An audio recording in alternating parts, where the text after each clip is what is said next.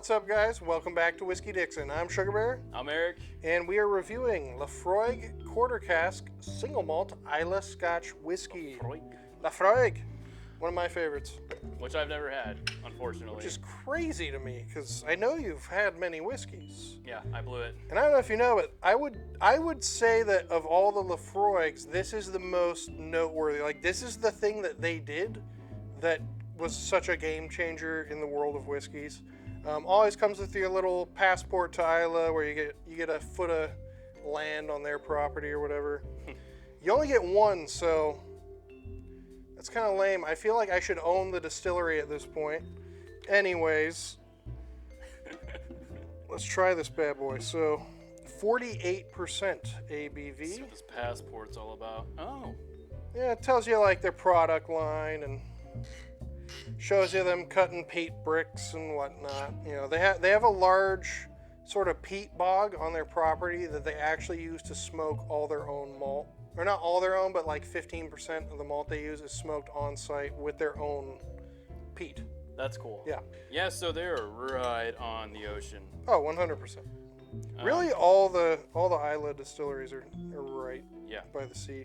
Which, this is my favorite profile, that maritime flavor. Oh yeah. It's the base. It's, if you're a Scotch drinker, you kind of end up here. I would call it like the deep end of the pool, but you always end up at Islay whiskeys, in my opinion, from my experience.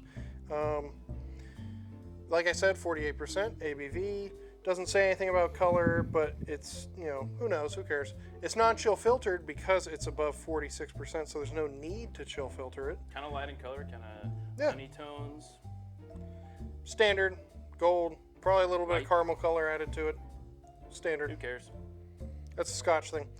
Anyways, what makes this whiskey so special, and it's pretty obvious in the name, is the quarter cask. So the history behind using a quarter cask was back before they had roads on Islay, or really in Scotland in general, they had to use like Highland ponies to transport bottles of whiskey, or barrels of whiskey. And a 55-gallon barrel like this is a bit too much for like a pony to carry on its back. So they would strap 2 quarter casks to it, which are, like it says, a quarter the size of this barrel. This is a 55-gallon barrel, so a quarter of that. About 15, 16. Something like that, yeah.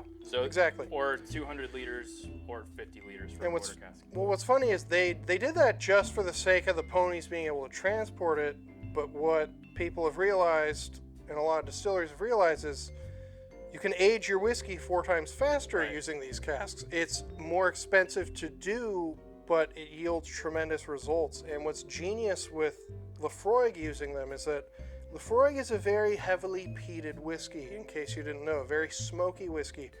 And peat smoke goes away over time when you age a whiskey. The beauty of this is that it's only like 4 years old. Really? Yeah. But because it's aged in a quarter cask, it's essentially like 16 years worth of oak and 4-year-old fresh peat. It is the most perfect balance between intense peat and intense oak that you'll find in any whiskey. I honestly think I'm amazed that more Islay distilleries aren't using this method. I've seen a few others like Oban Little Bay, they aged in quarter casks, which is one of my all-time favorites, and that's discontinued now. Thanks, Oban. And then another one would be like Knob Creek just released a quarter cask bourbon. Okay. It's They're delicious, actually. No, yeah, that's the first time I've seen it in America, but it was like, why aren't other distilleries doing this? That's genius. But it's more service area to fluid ratio. It's expensive. It's part of it. The problem is those little barrels are just more expensive to use than just standard big casks. They're just so used to that size that having to use the little cask just makes things more complicated. The cost of construction, the real estate to store it, all of that. Exactly. But it smells gorgeous. Oh yeah. Man. On the nose, so much peat.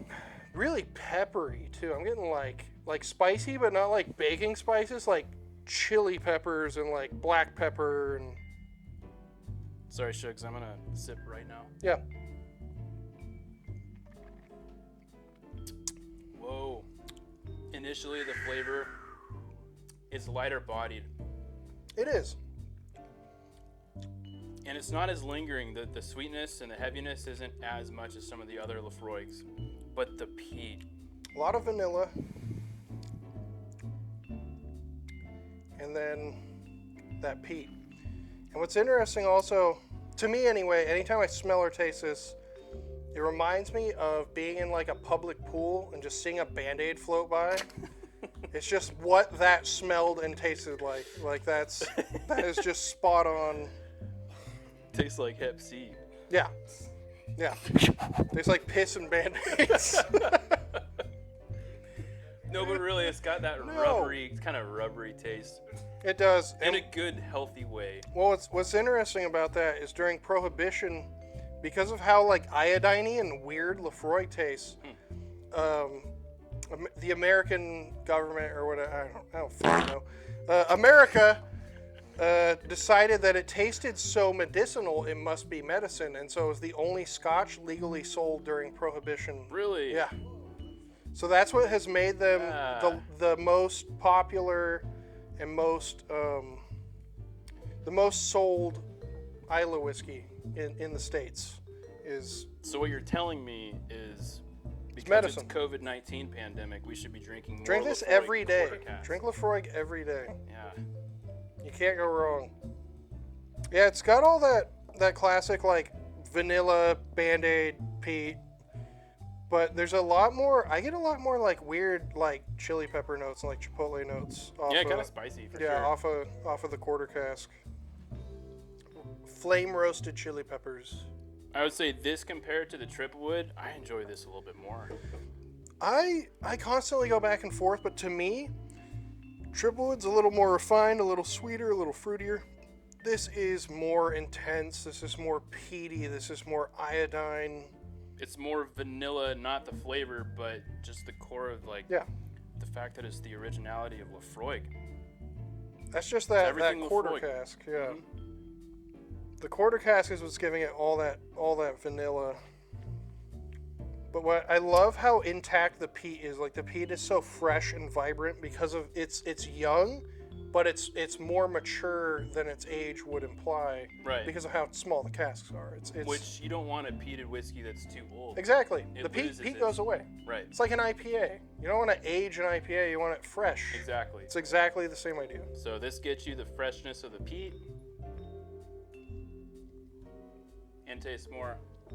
No, 100%. Yeah. It's a really genius whiskey in my opinion, and I'm shocked that not as many other Islay distilleries are catching on and trying to, maybe because they don't want to be like copycats or whatever, but I'd love to see Ardbeg or Lagavulin or any Islay distillery aging their stuff in a quarter cask just to really experience the peat fully. I love how that works, and I think that's how all Islay whiskey should really be aged, to be honest. So what's the price point on this guy here? About $70. I would say just standard, it's about $70. Okay. Yeah. If you find it cheaper than that, buy it. So twice the cost of the 10-year, but probably like 10 times better. I wouldn't say twice. I don't know. Well, the 10 years, what, like 40 now? So about Depends where you get it. close. Yeah, close. But yeah. It's better than the 10-year though, for sure. Yeah. No, I love the 10-year, but this is way better. Plus the proof, like for 48%, so smooth, so easy to drink this. Yes, sir. Yeah, I think I've said in other Laphroaig reviews we've done, they do a lot of their own floor malting, using peat bricks harvested from on the property, which is really cool. I like to endorse companies that do that. They smoke their own In-house. peat, or they smoke their own malt. Yeah. And also Laphroaig means the beautiful hollow by the broad bay. I think I've said that before. Yeah, I don't know any other. I love the aftertaste isn't even super peaty. It's really like creamy vanilla. Like I get a lot of people say homemade vanilla ice cream, like where you use a ton of rock salt to make it, and one of those weird hand crank things. That's what it's commonly. Just a sweet cream undertone. Yeah. Yeah, there's times I have Laphroaig and it's like you can taste it the next morning. Oh, for sure. It's not as pungent as that, but the flavor, it's a lot fresher. Yeah, very vibrant, fresh. It's not like Triplewood where it has a lot of fruity notes going on. Mm-hmm. This is more pure oak and peat, and they're so clean cut, and they're just so obvious, so right in your face. I love it, and I think this is one of the most genius whiskeys of all time. To me, this is one of those whiskeys that's like, why aren't the rest of you distilleries doing this? Like all of you should be. This is a must-have, I would say. I think every distillery should have some sort of quarter cask release, because like, what would a Speyside be like aged like this, or what would other styles be like aged in quarter cask? You don't see it much, but because they have this tradition where they do the same thing over and over again, and they want to honor that part. Well, what's funny is before that, a lot of it was aged in quarter cask because they had to use horses to move it. Right. So, and it's funny how traditions are started. There's usually a reason for it, whether it be for cost or for policy or whatever. Like the bigger barrels are just for cost's sake. It's just easier to make one of these and age 4 times the amount of whiskey, but it ages so much faster in the little casks. I'm surprised that you're not seeing more distilleries kind of going back to that. Right. But I think you will. I mean, especially seeing like Knob Creek start to do it, I think you're going to see a lot more distilleries. That's an indicator right there. Yeah, you know? 100%. I don't know, any other final thoughts before we wrap this up? Man, I want to put this on my top 10 of all time. Really? Yeah, really. Honestly, I don't blame you. It's so good. It doesn't shout any unique flavors, but it perfected it for the Isla. Exactly. It's just, to me, it's like the epitome of Laphroaig, really. Like, it's just like exactly what Laphroaig is good at. Right. And that's like all you need to know about Laphroaig is right here. Yeah. You know, like this is what they do. And they do it as good or better than anyone. A good winter dram, for sure. Oh, yeah. Well, if you enjoyed this, please subscribe to the channel. It's a thumbs up, smash the like button. Let us know what other whiskeys you want to see us review. We will definitely review more Laphroaigs. We are all huge fans of Laphroaig here. And all Isla whiskey in general, but Laphroaig is awesome. And I'm Sugarbear. I'm Eric. We are Whiskey Dixon, and until next time, cheers, sláinte, keep on drinking.